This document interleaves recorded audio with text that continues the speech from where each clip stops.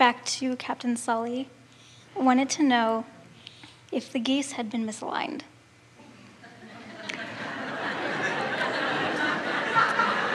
Well, let's talk about this for a little bit. This topic got your attention, didn't it?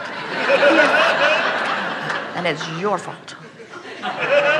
So, recently, as Jerry and Esther were at their home in California, a friend of theirs who has a friend who is a physician said, this physician has a special plan where he will take only 600 patients, and if you pay him a certain amount of money per month, he will put you on a special status list where if you need a doctor for any reason, he'll be available to you immediately, no waiting. And Jerry and Esther said, not significant to us because neither of us ever, for a long time or ever in the future, intend to need a doctor. But then Esther said, but now we've got this house here and with all this room for family. And so we expect our family, our kids and their kids, to be here quite a bit. And you never know, little kids sometimes need stitches. So maybe we should do it. So she asked her friend to get the information, and her friend brought the information, and Jerry and Esther sat and read through it with every intention of filling it out. And the next day, grandson, Kevin, needed 7 stitches. Now, kind of freaky, don't you think? So, here's the thing that we want you to understand about this.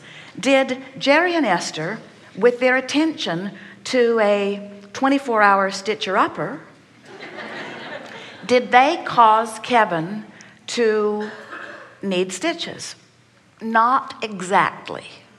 But what they did do was amplify the vibration of the thing in order to be a big enough player in order to affect the timing of something that was already on its way.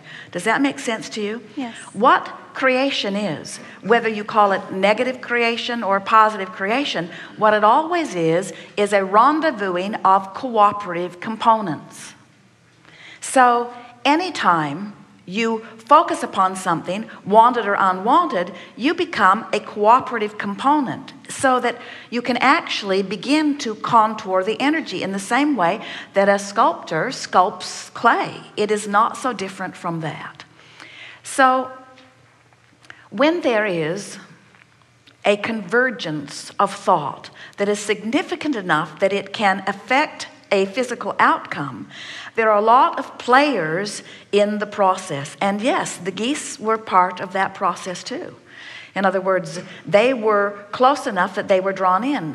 Have you ever had experiences? Jerry and Esther have had several of them where they are driving a piece of equipment, and equipment, as there is natural resistance in this gravity, time, space reality, there are things that are going to wear in this physical world.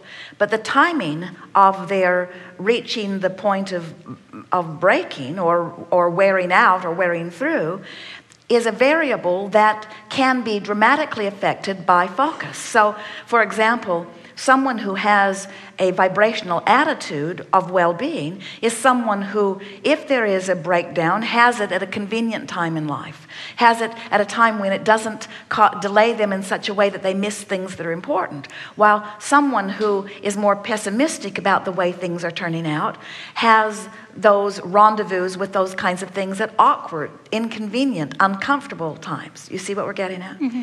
And so everything is about that. Everything is about alignment of energies. And it is our absolute promise to you that as you are one who consistently, first of all, is aware of this vibrational reality, who knows about this vortex, and next is aware of the emotions that let you know your proximity to it, who consciously works to be in the vicinity of this vortex, what you will discover, even though you live in a world with so many moving parts and so many possibilities, your rendezvous will be, for the most part, extremely pleasant rendezvous. And it will be a rare exception when something is out of whack enough that it really sets you off your game. While there are many people, you know them, you see them living in different vortexes, don't you? Don't you know people that just look like an accident looking for a place to happen? And when you hear about things happening to them, it doesn't surprise you because that's just sort of the way they roll through life, you see? And so everything that happens, every moment in time, every moment is a manifestation. And every manifestation is a convergence of energies. And every convergence is managed by law of attraction. And there are no accidents and there are no errors.